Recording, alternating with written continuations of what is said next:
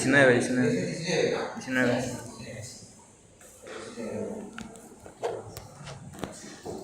una semana.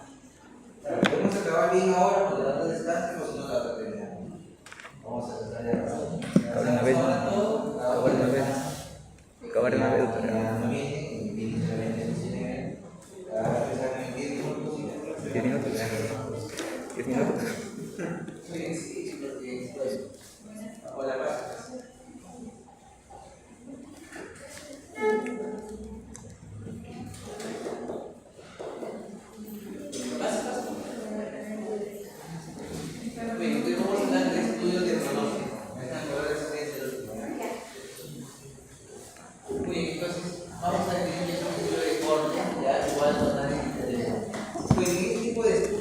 Igual vamos a ver que estos pacientes van a estar expuestos también a grupos, control del grupo de casos y van a estar expuestos a un factor, ¿no? Que queremos investigar, ¿no? Entonces, tiene sus ventajas que me permite evitar incidencias, calcular incidencias, ¿no? O sea, por ejemplo, puede haber incidencia de personas con una determinada patología en un momento determinado, pero no me permite determinar prevalencia, porque prevalencia son casos activos o nuevos. Esto me permite dar casos nuevos, ¿no? Tanto en los expuestos como en expuestos con un determinado factor, ya según la secuencia temporal, que es un determinado tiempo, ¿cierto? Son prospectivos porque son un determinado tiempo, ¿sí? La ventaja es que no me permite hacer estudios en enfermedades frecuentes, no me permite tener prevalencia, es prospectivo y puede ser largo, pues eso ya lleva a una desventaja, ¿no? Y quiere un número elevado de pacientes, costo elevado. Pronóstico y riesgo es estimar la probabilidad de un suceso que ocurra en función al tiempo. Entonces, cuando estimamos nosotros la probabilidad de un suceso en función al tiempo, vamos a hablar de supervivencia, ¿no? Porque sobrevivió al factor de un determinado tiempo, ¿ya? ¿Qué tiempo de riesgo hay para este pronóstico de esta supervivencia, ¿no? Y comparar la supervivencia con el riesgo. Entonces, estos estudios de supervivencia permiten dividir el tiempo de vida, ¿no? Supervivencia y riesgos, comparar supervivencia entre dos poblaciones expuestas con un determinado factor, ya, y comprender la relación entre los tiempos de vida y los intervalos que está siguiendo, como es el tiempo de seguimiento, es una variable, ¿no? Cuánto tiempo voy a seguir a un grupo, necesitas un factor para decir que ha sobrevivido el factor o que esta terapia fue efectiva, ¿no? ¿Cierto? Entonces, hay estudios de seguimiento, ¿no? Para determinar la supervivencia. Entonces, así se puede aplicar métodos estadísticos que me permiten determinar si este factor es útil o no es útil en función a la supervivencia del paciente. Y hablamos de un término estadístico que se llama hazard ratios, digamos que se llama término estadístico o ratio, o relativo. Entonces, hay otro término estadístico que se aplica en el modelo de regresión. Y cuando ese factor es mayor a 1, aumenta la velocidad de que se produce el evento, o sea, aumenta la posibilidad de que se produzca un evento en función a un determinado factor, ¿no? El factor de exposición origina que aparezca el evento. Menor a 1 disminuye la velocidad de que se produzca el evento, y si es igual a 1 no influye en la supervivencia. Lógicamente, si el factor aumenta la velocidad de que produzca el evento, es más probable que aumente la mortalidad, por tanto menos supervivencia, ¿cierto? Cuanto menos es la velocidad de que se produce un evento, menor la mortalidad, mayor la supervivencia, ¿cierto? Son medidas estadísticas también se pueden usar para el tipo de supervivencia.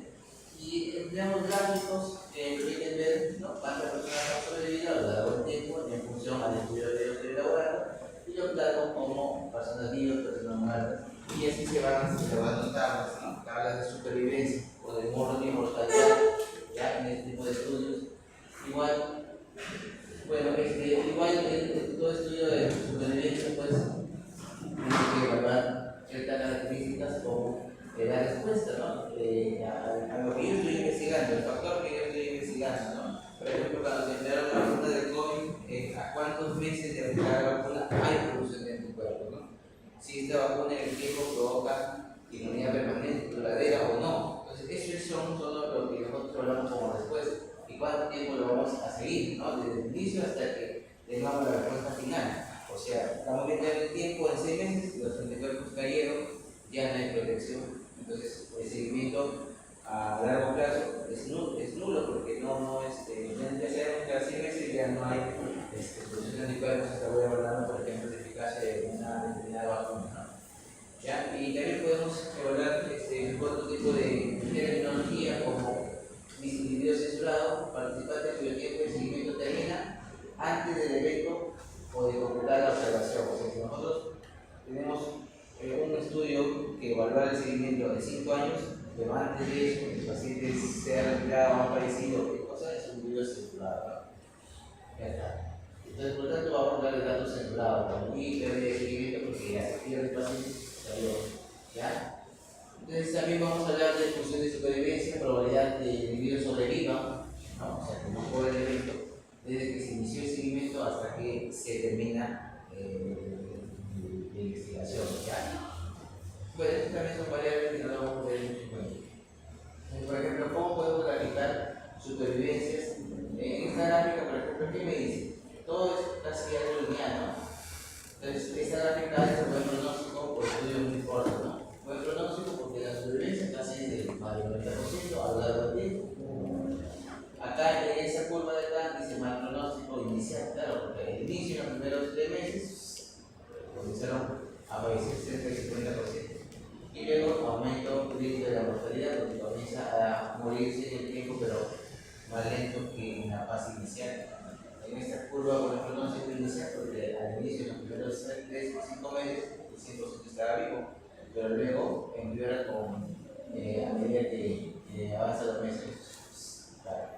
Y este es un pronóstico estable, pero con elevada mortalidad, porque hablamos de que a medida que pasa el tiempo, la mortalidad es mayor, ¿cierto? Igual se puede hacer este tipo de gráfica de supervivencia, todo se inició a cuántos pacientes van viviendo en función del tiempo. ¿No? Hay distintos gráficos que se pueden aplicar, ¿ya?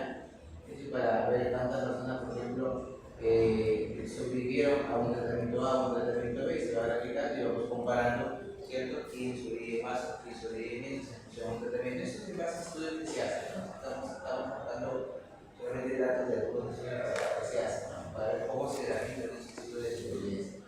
Esto ya lo conocemos, el riesgo relativo también, que es lo que estábamos hablando anteriormente de catástrofe, ¿cierto? Pero todos esos tipos de estudios tienen que igual manipular crítica, o sea, igual van a pasar por un estudio de calidad, por estudios de recomendación, el nivel de evidencia, ¿no? El grado de recomendación, ver si tiene riesgos de sesgos o no, ver los resultados si pueden ser aplicados o generalizados o son para una determinada población con características propias según los criterios de inclusión o exclusión. O sea, todo esto tiene que tener una lectura crítica, ¿ya? Entonces, en conclusión, para nosotros identificamos factores pronósticos, los estudios pronósticos te ayudan a identificar variables que influyen en la evolución de la enfermedad, los pronósticos, ¿no? Como que características demográficas, biomarcadores, comorbilidades, etc. Cuantificación de riesgo, estos estudios permiten estimar el riesgo de eventos futuros, como recaída en complicación o muerte del paciente por ciertas características a una exposición de un paso. Modelos de prevención desarrolla como vida modelos estadísticos para predecir resultados específicos en las individuales para poder tomar decisiones. ¿Cómo yo especifico el riesgo? ¿O qué significa esto? Ayudar a detectar a los pacientes en diferentes categorías de riesgo, que esto va lógicamente a influir en la decisión terapéutica y el seguimiento, ¿no? Y evaluación del eficacia del tratamiento, al conocer factores pronósticos, se puede evaluar cómo diferentes tratamientos pueden influenciar a los resultados a largo plazo. Entonces, esto tenemos que tener en cuenta cuando yo evalúo este tipo de trabajo, ¿no? De pronóstico, ¿ya? Entonces, eso es una secuencia, porque luego de esto sigue, ya hay un estudio de pronóstico, entonces ahora viene el estudio de tratamiento, ¿no? Entonces, es una secuencia. Sí. En el estudio de tratamiento, vamos a ver que hay estudios experimentales, ¿ya? Y primero, si no son estudios experimentales, son observacionales, ¿cierto? Porque no son experimentales. Y en los observacionales tenemos cortes y casos propios, pero en los experimentales vamos a ver si existe un grupo control o no. Si existe un grupo control, hablamos de ensayos controlados, ensayos clínicos controlados. Y estos ensayos clínicos controlados pueden ser aleatorizados o no. O sea, yo asigno a los integrantes al azar, a un grupo control o a un grupo expuesto, ¿cierto? A un grupo de casos, ¿ya?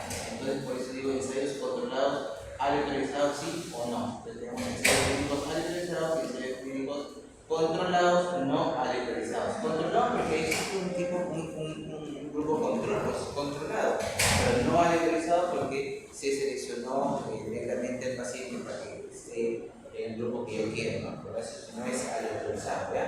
En cambio, si el estudio experimental es no controlado, llevará a ensayo no controlado. Sí, sí.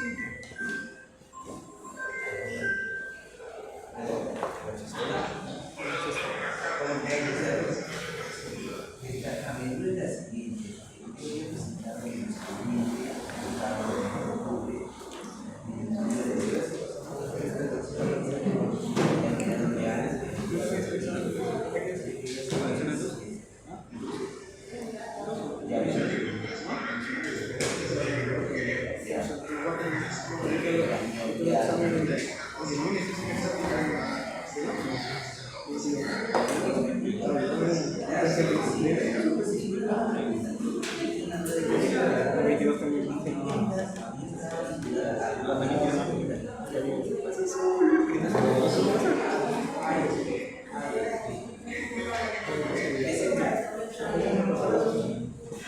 Se no estudiaba más.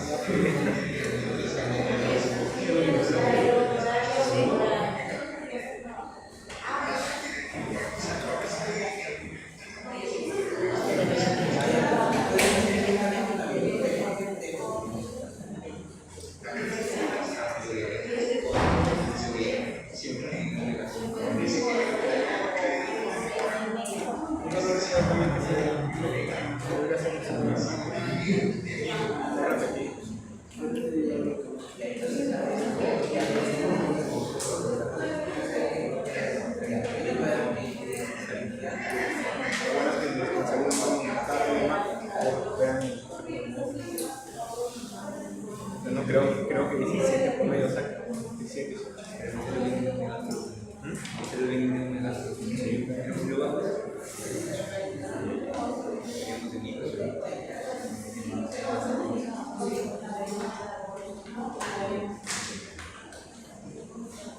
¿Cuánto nos cuenta también la escuela de una práctica?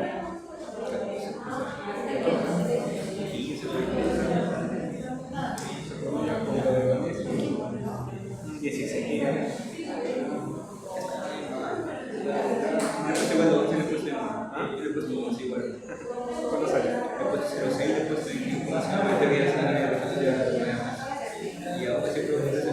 Mira, quiero que me dejen más recarga y voy a sacar cuánto necesito.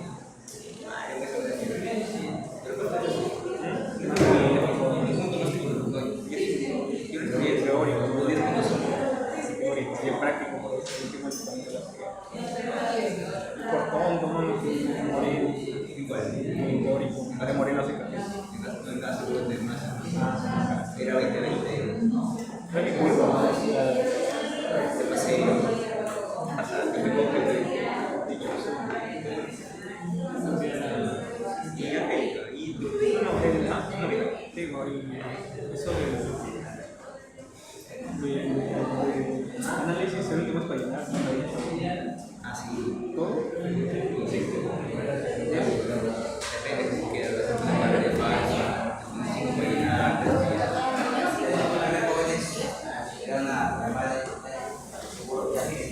entonces, si el ensayo es experimental, hay que ver si tiene un grupo control, entonces yo digo un ensayo experimental controlado, ¿cierto? Y si no, será no controlado. Y dentro de lo controlado, si tengo, si la selección de las personas ha sido al azar o no. Entonces, hablo de ensayos clínicos aleatorizados, que es lo más recomendable, ¿cierto? El aleatorizado, porque tú no conoces a dónde pertenece. Entonces, estos estudios clínicos aleatorizados tienen varios sistemas de clasificación, bueno, ahí no vamos a hablar mucho. Tienen fases, ahí sí, ¿no? La fase preclínica es en laboratorio con animales, ¿no? Esa es la fase preclínica, ¿ya? Que puede durar, en promedio 3.5 años, eso no es rápido. Recuerden que la vacuna del COVID fue en meses nada más, entonces ahora se están evaluando, algunas de ellas se han retirado porque ya se está viendo los efectos adversos posteriores. Y eso se va viendo en las fases, que es la fase 1, ¿no? Que puede dar un año, acá el primer ensayo de prueba de un nuevo fármaco, por ejemplo, en especie humana. ¿Cuál es el objetivo de la fase 1? En general, evaluar la seguridad y la dosificación del fármaco humano, o sea, cuánto le debo dar y cuán seguro es esa cantidad. pero tengo que, a partir de ahí, yo tengo datos como la farmacocinética y la farmacodinámica, o sea, qué es lo que el organismo le hace a ese fármaco, dónde lo metaboliza, cuáles son sus metabolitos, cuánto es su cantidad de absorción, cómo se distribuye, y lo otro es qué cosa el fármaco, la farmacodinámica le hace, cuál es el mecanismo de acción, qué le hace el fármaco a nuestro organismo, ¿cierto? Cuál es la acción, la función, ¿no? Y aquí se puede usar los sujetos voluntarios, 20 individuos de promedio, y habitualmente son estudios no controlados. Luego la fase 2 dura 2 años, ¿no? Yo busco conocer la farmacocinética y farmacodinámica, o sea, aquí ya conocemos, ¿sí? Porque la enfermedad nos está dando esos datos. Luego ya los conozco y comienzo a buscar la dosis, mecanismo de acción, reacciones dosis de respuesta y efectos adversos. Por eso que aparece dosis mínima, dosis máxima, ¿no? ¿Cuánto es la dosis mínima y cuánto es la dosis máxima del fármaco para dar? ¿Cierto? Acá más sujetos, 100 a 300 individuos, ¿no? Ya, la fase 3, la última fase de evaluación de un medicamento antes de que se venda en el mercado, es conocer, evaluar su eficacia y evaluación, beneficio médico en comparación con otras alternativas que las prácticas disponibles, ¿ya? Y la fase 4 es ya después que se ha comercializado, es evaluar el mejor perfil de seguridad, las posibles nuevas indicaciones, ¿no? Las nuevas vías de administración, ¿no? Y así, por ejemplo, se descubrió que el famoso sildenafilo, ¿no? Que inicialmente se creó para el tratamiento de la presión arterial, comenzó a tener otro efecto, ¿no? Que mejoraba la disfunción eréctil, entonces ahora se vende bajo eso, por eso es la otra fase, ¿no? Y ahora se comercializa así, pero en realidad es un medicamento que baja la presión arterial. ¿Ya? Entonces tiene su otro efecto, ¿cierto? ¿Ya? Y bueno, ya. Esa es una fase de ensayo clínico, ¿no? Entonces estos ensayos pueden ser en paralelo o pueden ser cruzados, ¿no? De tal manera que aquí también viene otro tema que es hablar de ciegos, ¿no? Cuando yo, el investigador o nadie conoce a dónde participas, ¿ya? Pero para yo evaluar todo para hacer todo un ensayo clínico pasa por varias fases, ¿no? Primero, cómo es que yo selecciono a mis pacientes, los incluyo, quiénes incluyo, entonces eso es la inclusión, ¿no? Y luego los aleatorizo, o sea, ¿cómo los asigno? ¿A quién asigno a este grupo? ¿A quién asigno al otro grupo? ¿No? Es la asignación, luego el seguimiento, y finalmente el análisis de los resultados en función a cada uno de los grupos, ese es el diagrama. Y hablamos de cegamiento, que le dije, no ciego, o sea, tú conoces a dónde vas, así es. Ciego indica que el conocimiento de intervención al final es ocultar a los participantes. ¿Ya? O sea, ciego, no sabes a dónde. Siempre ciego, una de las 3 categorías de individuos normalmente participantes de que conocen. Es siempre ciego. Doble ciego, tanto participantes como investigadores desconocen. Y triple ciego, también hay otro acá en doble ciego, pero que todos los datos siguen blindados, digamos, hasta el dato final, ¿no? Entonces, cuando el paciente, el trabajo es a doble ciego, ¿no? O a triple ciego, no sabemos, ¿no? Si no viene el cero, ¿no? El cero. Aquí a ese le di, a él no le di, lo sigo para él, porque le di, quiero ver, le di no saber. Porque ahí viene el tema de los placebos, ¿no? Cuando uno prueba un medicamento, al grupo control le da un placebo. ¿Qué es un placebo? Es un medicamento, o sea, es una clase que no tiene ningún efecto, ¿no? Y vamos a ver si el paciente genera o no modificaciones, ¿no? Si el paciente experimenta o no alguna molestia o no. Entonces es un placebo, por eso se compara que hay medicamentos que frente al placebo no hubo diferencias estadísticamente significativas, entonces es igualdad de los ¿cierto? Entonces, el cegamiento tiene sus inconvenientes, implica riesgos innecesarios para el paciente. Claro, porque yo a veces sé que esta persona no debería usar, ¿no? Pero lo expongo por todo, porque no sé a qué grupo ha ido, entonces en cambio si yo sé que tiene control de riesgo, yo puedo poder colocar el grupo control de frente, ¿no?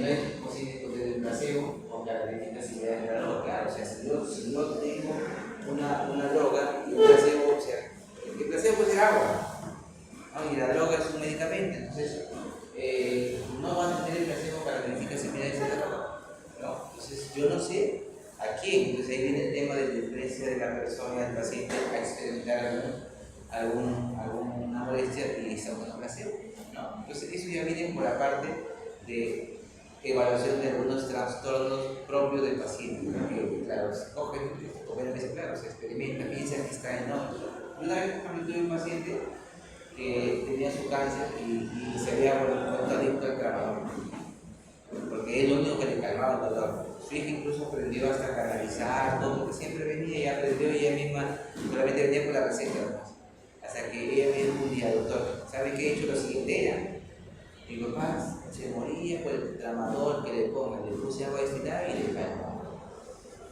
Y estaba tranquilo. Y no me pidió nada durante todo ese día, lo he hecho varias veces, me dice.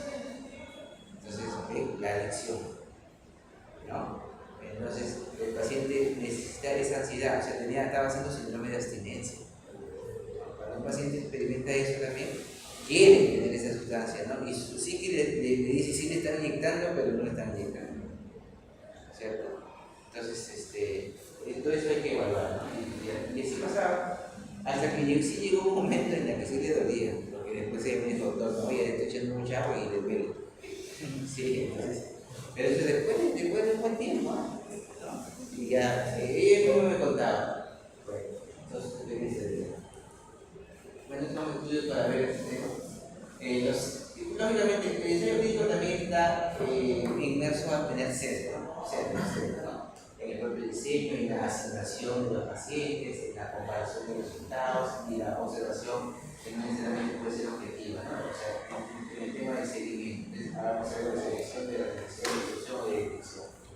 Y lo mismo, también este tipo de estudios tienen que estar sometidos a la lectura clínica, ¿cierto? Igualito, todos tienen que estar sometidos a la lectura clínica, ¿no? En conclusión, los estudios clínicos aderezados pertenecen a los estudios experimentales, ¿no? Son diseñados para evaluar tratamientos, ¿no? Y al momento de la lectura clínica deben buscar sesgos, a veces está bien o no, porque a veces un fármaco puede estar involucrado su biodisponibilidad en función hacia el daño renal o daño hepático. Por eso que hay medicamentos que cuando hay daño hepático se baja la dosis, cuando hay daño renal también se baja la dosis o se contraindica, ¿no? O no se mayor dosis. Pero eso tiene que evaluarse, ¿no? Si ha sido evaluado en esos tipos de pacientes. Bien. Entonces, ya teniendo esos estudios de tratamiento, de prevención de tratamiento, entonces viene la parte ya de la jerarquía que ya no hemos visto, pero vamos a resumir nuevamente para luego ver cómo se difunde un estudio y la ética en la investigación y terminar. Entonces, la jerarquía de evidencia, pues ya saben, ¿no? Que en la cúspide de la pirámide siempre están los estudios o las revisiones sistemáticas con metaanálisis, ¿cierto? Con metaanálisis, ¿no? Y en la parte de abajo está en la base, digamos, la opinión de expertos, el reporte de casos, el caso, y para valorar esta evidencia existe varias metodologías, ¿no? Creo que la más usada es esta, ¿no? La evidencia red, ¿no?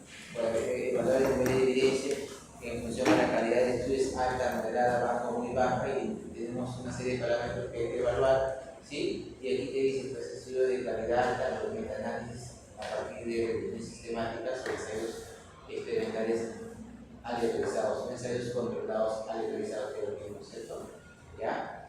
Entonces, ya cuando el ensayo controlado es no aleatorizado, comienza a bajar un poco la calidad. Recuerden que todos son estudios experimentales. Acá también hay un estudio cuasi experimental. Tiene comentarios. Yo cuando me gradué de médico en la Pedro, yo hice un estudio cuasi experimental.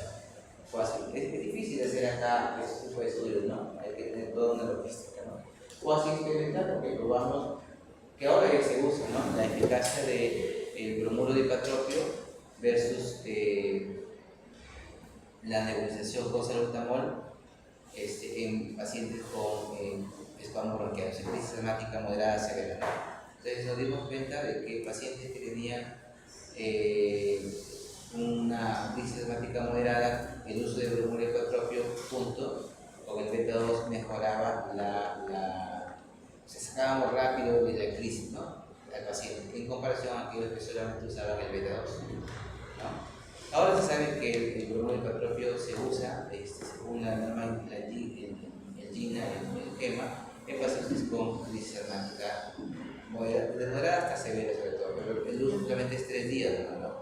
Ahora viene hasta en nebulización el bromuro, ¿no? Antes venía solamente en inhalador, ¿no? Ahora viene hasta combinado salbutamol más bromuro, pero no podemos usar el bromuro más de 3 días, que solamente para sacarlo de la crisis. entrenamiento fundamental sigue siendo beta 2. ¿Ya? Entonces, cuasi experimento, pero un cuasi experimento. Había grupos que tenían solamente beta 2 y grupos que tenían beta 2 más por beta 3. ¿Sí? Les hablo del año 2004. O sea, ya han pasado más de 20 años, más de 20 años. Ya, estudios cuasi experimentales. Salió bonita la clasificación, ¿no? Bueno, claro, ahora, ustedes también se gradúan con tesis, ¿no? En pregrado es así, y en posgrado, a veces no necesariamente la tesis, basta con el proyecto, ¿no? Según también el grado. Entonces, eso es digamos, el nivel de los diseños, ¿ya? ¿Qué más? Igual la metodología Gray, conclusiones, los estudios de investigación cuentan con grado de evidencia en varios sistemas. Hay varios sistemas, ¿cierto? El Gray es la metodología más usada, ¿cierto? Los estudios de revisiones sistemáticas hacen recomendaciones justamente en base a estos grados de recomendación, ¿no? Por ejemplo, un grado de recomendación alta, evidencia A y calidad alta, por ejemplo, en infección intraurinario, en niños te dice que no basta solamente la tira reactiva y la piuria para decir que el paciente tiene infección intraurinaria en niños, sino que es necesario la clínica y el cultivo. Entonces, ahí está, te dice un nivel de evidencia de alta calidad. Calidad alta en nivel de evidencia A, según esto de. Y así se van planteando recomendaciones en cada guía de práctica clínica que se desarrolla. O sea, la guía de práctica clínica tiene estas recomendaciones cuando se las indican y qué grado de evidencia tiene esa recomendación y de dónde fue esa fuente de lugar. ¿Ya? Y entonces, ¿qué debemos de hacer con estos estudios? Hay que publicarlos, hay que publicarlos, ¿no? Y la comunicación científica, esto es un proceso que se presente, que transmite y se intercambia la información en la comunidad científica, ¿cierto? Saben que hay un lenguaje propio, ¿no? De la parte médica en relación a la parte, digamos, narrativa o de la parte numérica, ¿no? Incluso hasta formas de cómo citar una fuente bibliográfica, ¿no? Las normas de Vancouver, ¿cierto? Las normas APA. Generalmente las normas APA son para la parte numérica, ¿no? En cambio, Vancouver es para toda la parte médica. O sea, hay toda una digamos, secuencia de cómo citar una bibliografía, ¿no? Y también hay cómo publicarla también, ¿no? Bueno, el estilo no científico, o sea, tú lo haces como quieres, ¿no? Puede haber ambigüedad en la redacción, puede haber ausencia de ideas centrales, abuso de gerundios, importancia de número, términos no científicos, por lo general, eso es un estilo no científico. Esto no debe haber en un trabajo de investigación, ¿cierto? Por eso hay diferencias entre el estilo científico y literario. El científico es informativo, racional, impersonal, objetivo, conciso y con claridad de datos, que presenta la realidad vivida. En cambio, el literario puede ser una realidad no vivida, ¿no? Es personal, emotivo, entretenido, ¿no? Porque te entretiene. Tú lees un texto literario como un estudio científico, te aborda el estudio científico, no quieres seguir leyéndolo por la terminología y todo lo demás. Pero es tu área, ¿no? En cambio, te lees un cuentito, estás entretenido, ¿no? Entonces, esa es la diferencia, ¿no? Porque acá en el estudio literario, pues te crea una realidad ficticia, ¿no? Y bueno, los tipos de comunicación son variados, artículos de revistas, ¿no? Originales, revistas de revistas, cartas al editor, reseñas, luego pueden haber libros, manuales, monografías, tesis. Incluso las ponencias mismas se pueden presentar, ¿no? Los papers que uno también presenta en los congresos, que tomamos cosas, uno también presenta ahí, ¿sí? Informes técnicos, patentes, etc. Y blogs, redes sociales, distintas formas donde uno puede comunicar el trabajo, ¿no? Y los tipos de publicación, pues, por ejemplo, hay varios artículos que, por ejemplo, un investigador no está de acuerdo en la introducción o en algo porque le parece que ese artículo debería corregirse algo, hace las famosas cartas al editor, ¿no? Tú al editor de cada publicación le envías una carta argumentando qué observaciones encontraste en sus estudios son válidos y se publican también, ¿no? Se publican también estos artículos, ¿no? Entonces hay diferentes tipos de artículos originales, artículos de revisión, que son las revisiones sistemáticas, ¿ya?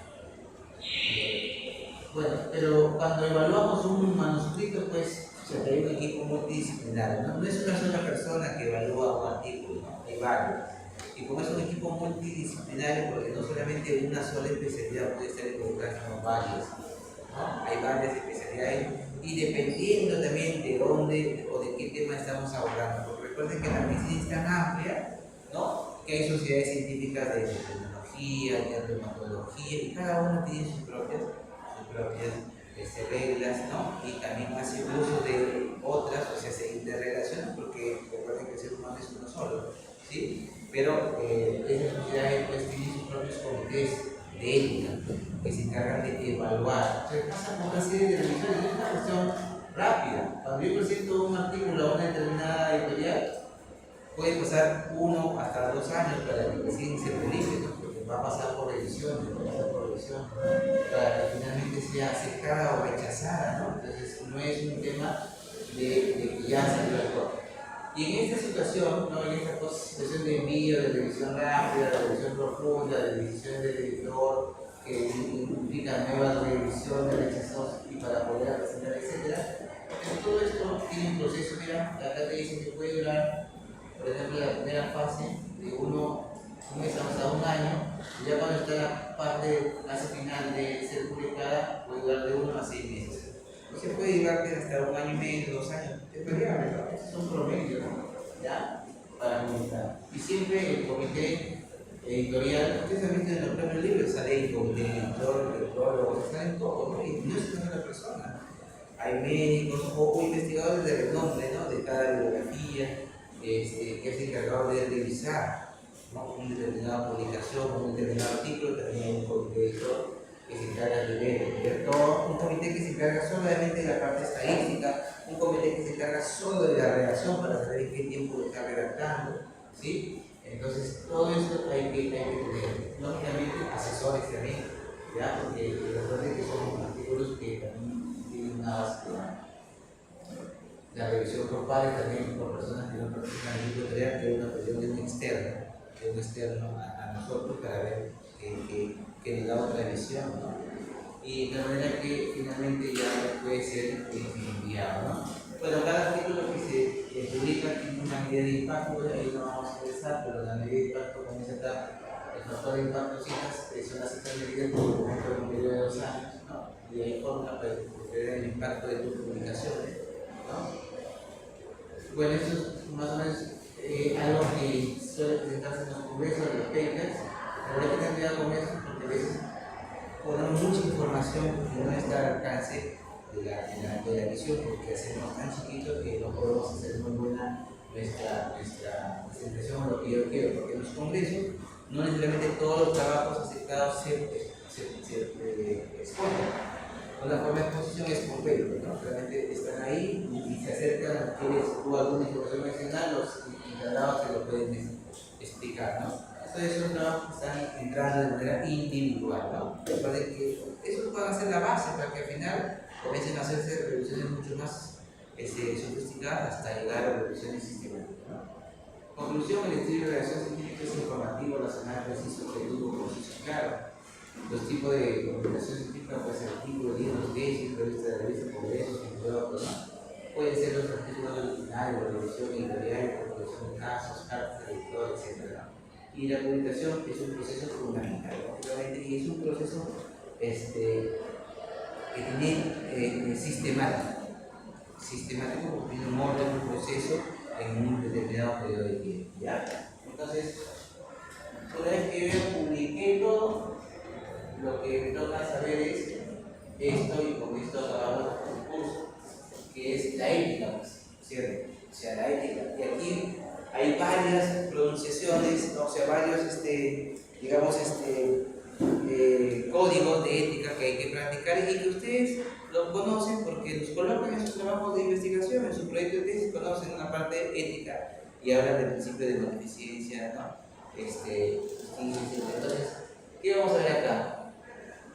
Que el investigador también tiene que tener características, cualquiera no puede investigar.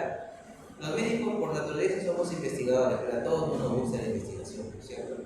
Pero quiero o no, en práctica clínica haces investigación, o sea, algo aprendes, ¿Por qué? Porque tú mismo vas a darte cuenta de que tus tratamientos, si bien son individualizados, ya comienzas a sacar ciertas conclusiones que para pacientes con determinadas características este tratamiento va bien. Pacientes con determinadas características este tratamiento va bien, ¿no? Porque siempre hay alternativas, ¿no? A todos yo no le doy, por ejemplo, el mismo macrólido. A este grupo le doy este macrólido, a este grupo le doy otro macrólido, ¿no?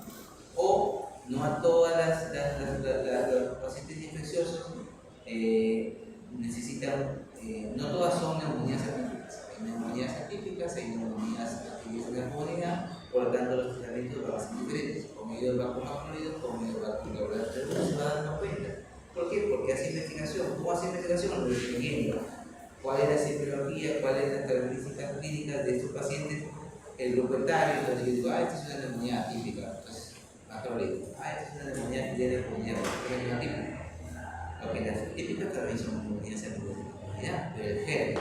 Entonces las características de la tos, como la tos, son tos seca, tos evenizante, tos que produce el idioma facial, que te provocan vómitos. Entonces esas tos son probablemente atípicas. Ya hablamos de neumonías atípicas.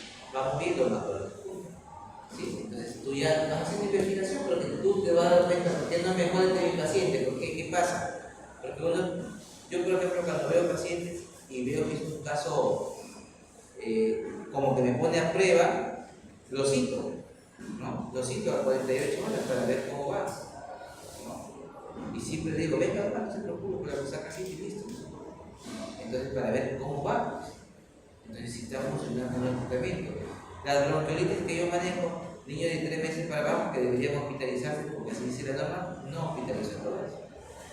Porque yo lo veo que clínicamente está bien, que si bien le sirve el pecho, lo más asusta por el tipo de tos, hay que orientarla, hay que explicarle, y el tratamiento es nebulizar, se nebuliza, ¿no? Eso sí tiene que tener esa disposición para irse a que lo nebulice, porque si tú no le aplicas eso, pues también no, ¿cómo va a mejorar? ¿Cierto?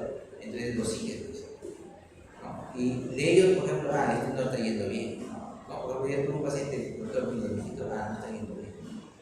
¿No? Entonces, al toque se revalúa, no está yendo bien. Entonces, llega un paciente que se complica. La probabilidad es del 100% leves, un 10% hace complicación, o sea, llega avanza.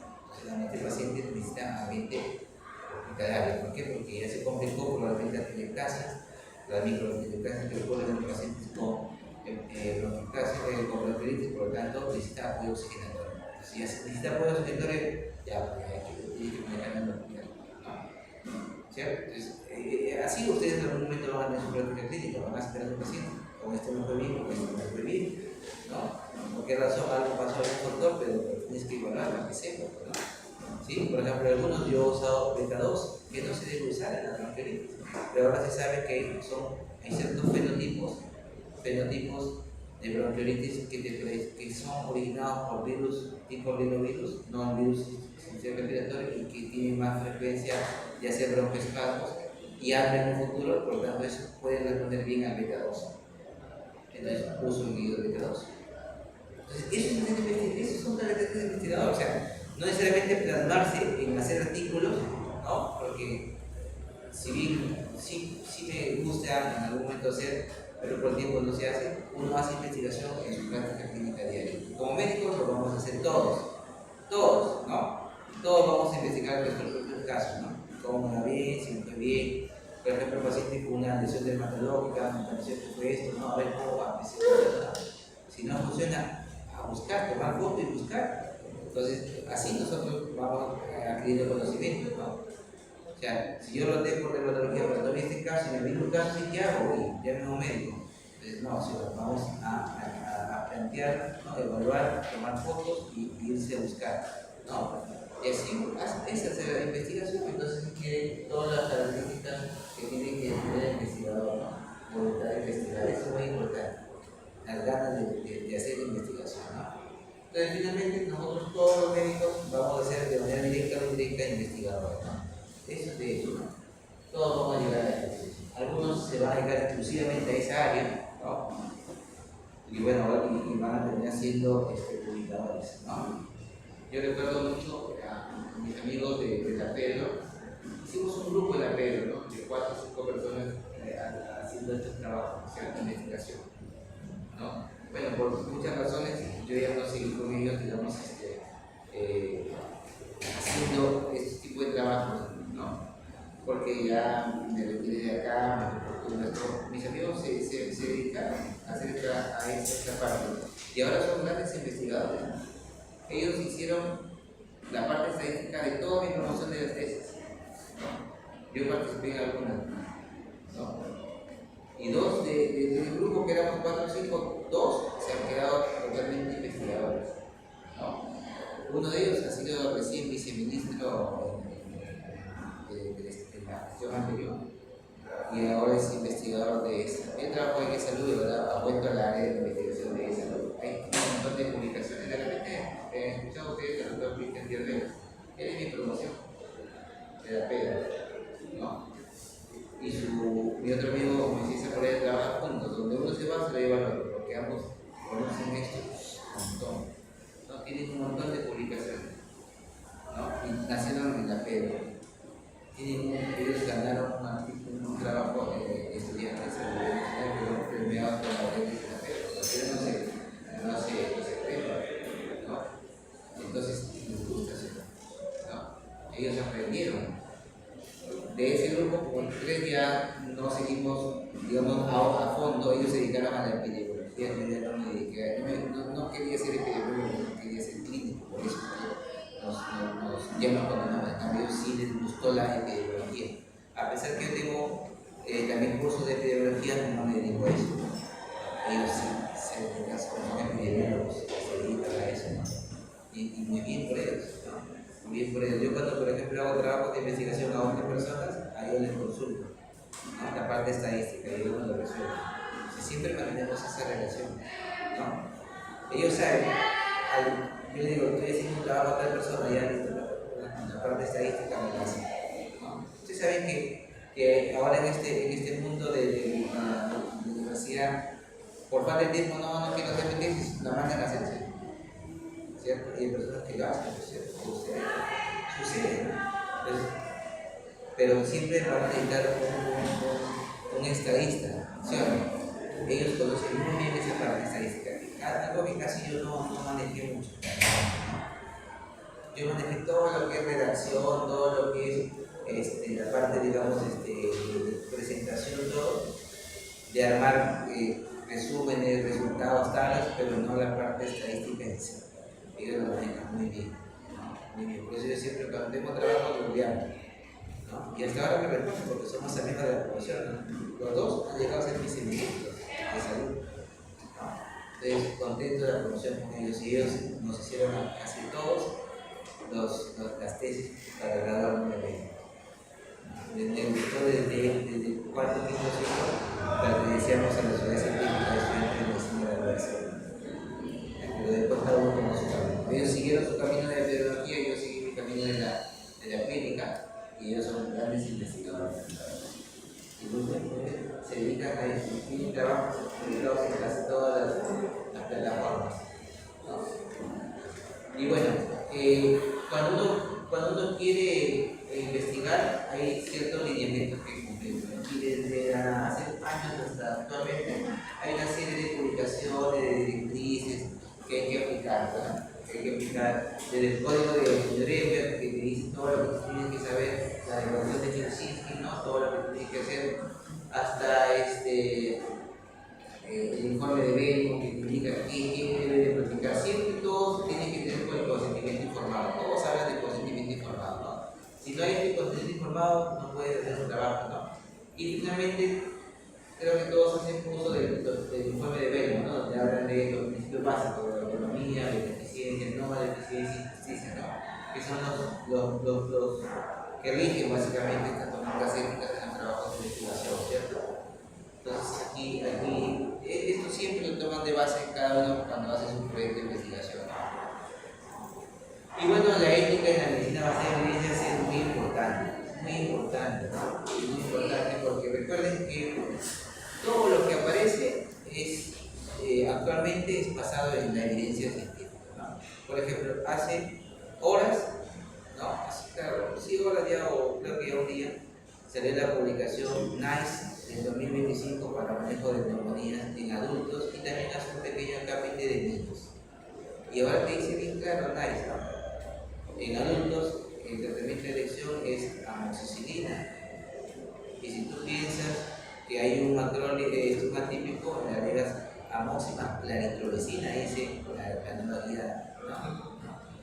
NICE, ¿no? Así un poco, así más eso.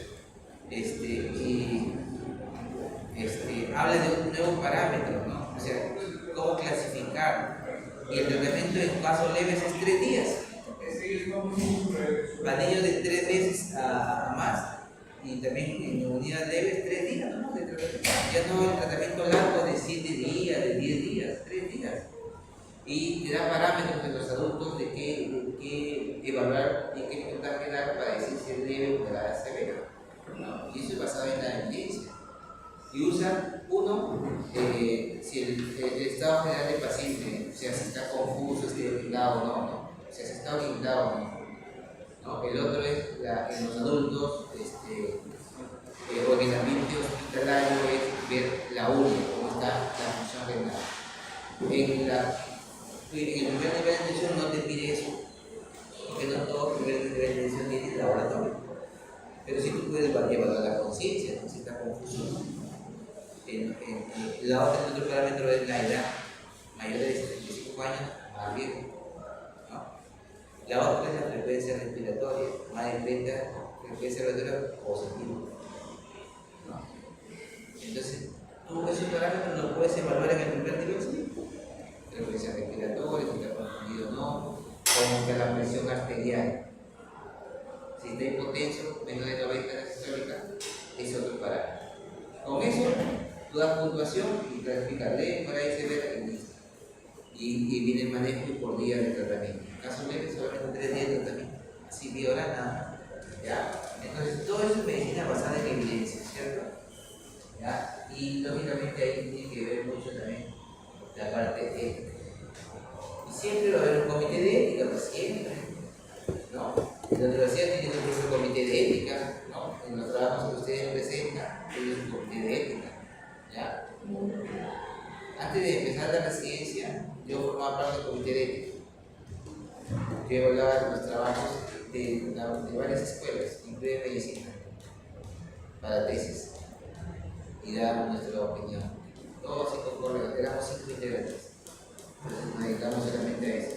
Y venían trabajos de las escuelas de ingeniería, por ejemplo, a cualquier cosa, de verdad su relación era mala, ¿no? Y ahí teníamos que tener en cuenta las normas APA, ¿no? Normas Cuba, ¿no? Y tiene sus propios también esquemas, todo, ¿no? Pero bueno, ahora con esto ya del Turing es otra cosa, bueno, antes no había eso. Antes tú citabas, podías entre paréntesis la cita, la fuente de dónde era, ¿no? La mirabas y decías, entre comillas, textualmente, porque la sacaste de tal cita, ¿no? Ahora todo eso, el Turing a veces te puede llevar a plagio, o sea, porque hay que saber redactar, ¿no? Ya las citas ya no se te colocan textual, puedes cambiar, pero siempre mencionar que fue de otra fuente, ¿no? Para que el Turing no te lo detecte como plagio, no es un problema, ¿no?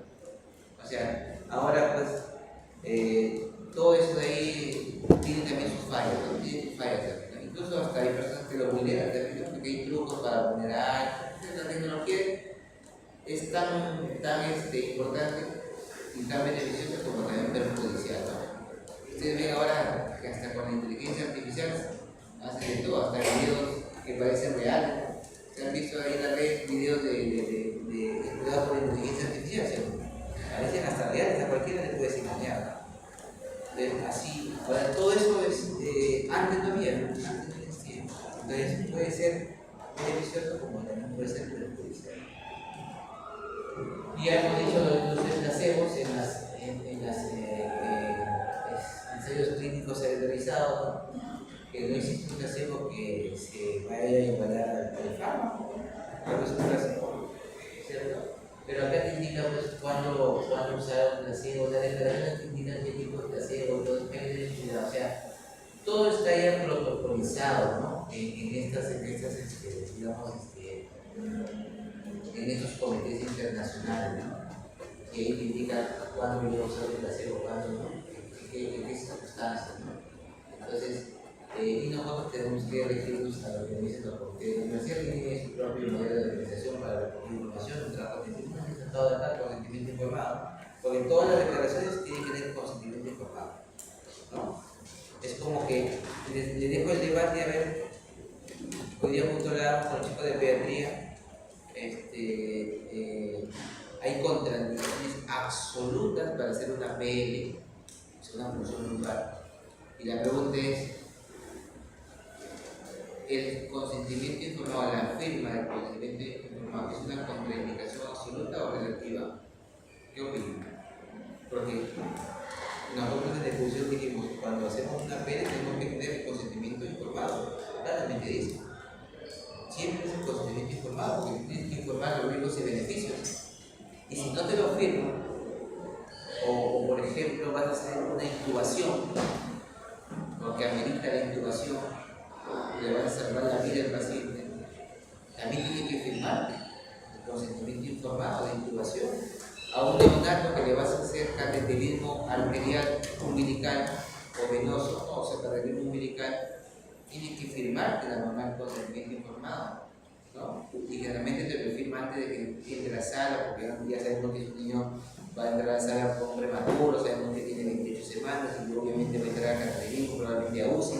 Entonces ya entra con los consentimientos informados. A veces no, lo firma después porque la premura de la situación, ¿no? Pero incluso hasta tú le hiciste el procedimiento y después se queda firme, ¿no? Que sí se le ocurre eso.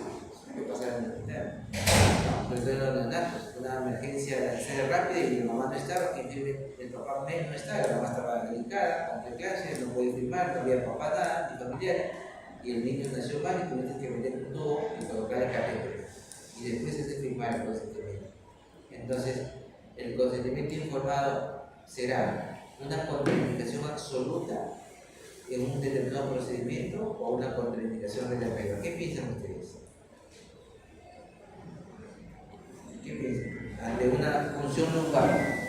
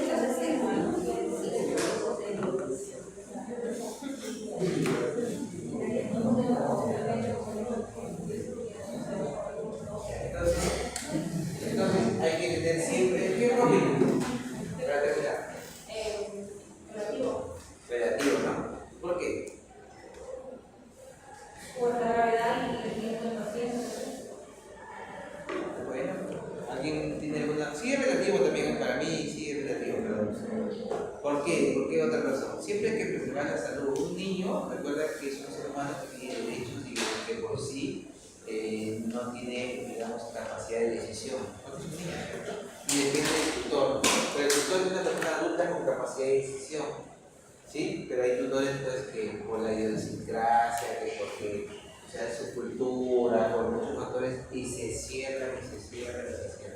Entonces, si tú quieres ir totalmente estricto a la norma y sabes que ese procedimiento le va a salvar la vida, puedes llevar a un escala. Porque por ello está la salud del niño. Hay niños que están en abandono social, el papá no lo descuida, pues, y encima no quiere firmar. Porque a veces quiere, como decir, suena feo, pero ya deshacerse. Usted en el hospital, entonces, que va a fiscal. Entonces tiene ahí la patria potestad, se lo quitan al niño. Y ahí es donde los papás se asustan. Porque sí ha habido casos que le han quitado la patria potestad a los papás por descuido, abandono social.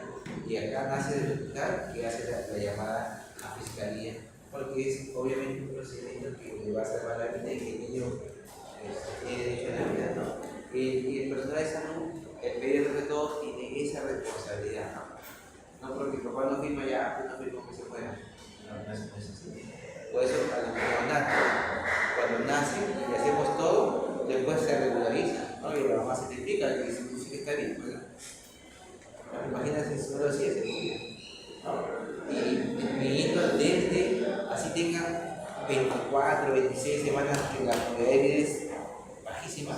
Si hay niños del hospital que con 26, 28 semanas han sobrevivido y están grandes, ¿no? Entonces, sí hay, ¿no? Sí se puede, ¿no? Sí, hay que cuidar la vida.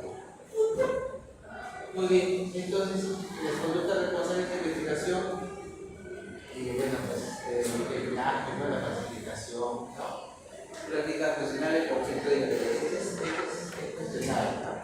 ¿Por qué? Porque, por ejemplo, muchos médicos que trabajan para un determinado laboratorio y a nosotros los otros médicos como también nos invitan, ¿cierto?, a las ponencias.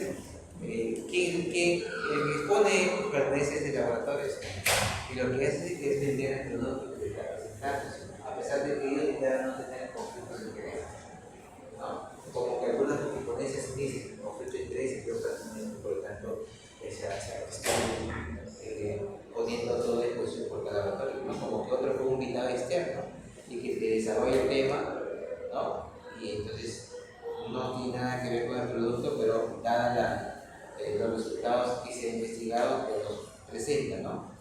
Te los presenta, entonces siempre, pero son prácticas funcionales, ¿no? ¿Ya?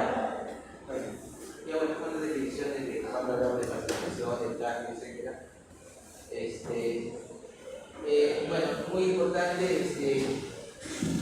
también la autoría responsable, porque hay muchos trabajos en la que tú no eres autor, pero como yo estoy enlazado contra el grupo, la condición que me publicamos me pongo mi nombre. Sí sucede. Hay varios, hasta que no es lo correcto, pero sí se conocen, ¿no?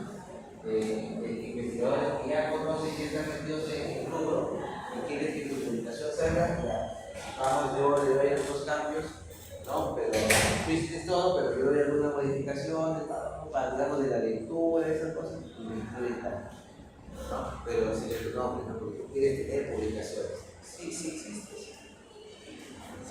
¿ya? Y eso no debería ser, ¿no? Conclusión, un buen investigador requiere ciertas condiciones técnicas, existen normas que regulan la investigación, que lo dice. Los principios bíblicos útiles son beneficencia, no maleficencia, autonomía y justicia. Eso no lo dice, ¿no? Y se requiere de mucha ética para el desarrollo de la investigación, ¿sí? Mucha ética. Nadie es perfecto en esta vida, pero cuando hablamos de trabajo de investigación y sobre todo en humanos hay que tener mucho cuidado, ¿cierto? Porque en la industria farmacéutica es grande, ¿no? Mundial, millones, imagínate, ¿cuántos millones por tener un determinado medicamento? ¿Sí? Entonces, que era maravilla y lo demás, hay que leer también al respecto, ¿no? Hay que leer, hay que conocer un producto, hay que leer. Cuando el invitador llega y te dice, mira, está la maravilla, hay que leer, ¿no? No porque te dice que hay que leer, ¿no? En su libro de farmacología, en lo que ustedes leen, en el grado, te dicen cosas ya estudiadas, ¿no? Y esas cosas ya estudiadas ayudan hasta ahora, ¿no? ¿Sí? Yo hasta ahora sigo usando todo eso que me dieron en pregrado y va bien, ¿no? Cada vez al producto nuevo, ¿sí? En función a que uno lo va evaluando. Hay un montón de medicamentos y niños y uno tiene que evaluar sus resultados, si sirve o no sirve. ¿No? Si hay más efecto adverso o no, ¿sí? De los que ya uno conoce. Entonces, no porque este es más nuevo va a ser mejor. Al contrario, tengamos más resistencia, más daño, y así que es depende de cada uno cómo investiga sus propias prescripciones, porque eso se trata, ¿no? de ver que tus propias prescripciones vayan bien en determinados pacientes, para que las sigas aplicando, ¿no? Muy rara vez uso medicamentos de marca, no uso casi de marca, ¿no? La gran mayoría que uso yo son genéricos. Ahora, hay pacientes que son especiales, les va a tocar de todo. ¿En qué sentido? Tienen de marca, tienen poder económico, tienen poder adquisitivo. Es el genérico, pero con una marca conocida, entonces le va a ir bien, ¿no? Y él va a estar contento, porque también la dificultad de la persona dice, uy, presentaron un medicamento que costó 100 soles y lo máximo, pero no. Y otras de ya, yo compré uno de 2 soles y lo que viene. Entonces, esto es cuestión de cómo tú la describas. Hay también genéricos muy aceptables, como genéricos también que no son tan aceptables y hay que conocer. En este mundo de la medicina, poco a poco ustedes van aprendiendo que laboratorios son de calidad, genéricos, ¿no? Y se prescribe sí, y te da buenos resultados. ¿Sí? Te da buenos resultados. ¿No? Yo desde que ya he comenzado a hacer la pedagogía, no uso hasta ahorita amoxicilina en los niños. No porque sea mala, no porque la evidencia dice que el 80% son virales y van bien. Pero a la mamá, ¿qué le preocupa? Que hace fiebre, ¿no? Cuando tú le explicas y lo controlas, la mamá se sigue la realidad. ¿Qué fue necesario? Antipirético, analgésico, ¿no? Pero algunos días con clavulanato, con demarca, con medicamentos de amoxicilina clavulanato de demarca para una pareja que le cuesta 80, 100 soles por las puras, ¿no? Entonces, cada uno va haciendo investigación en su práctica clínica basada en la evidencia, ¿ya? No se va a olvidar.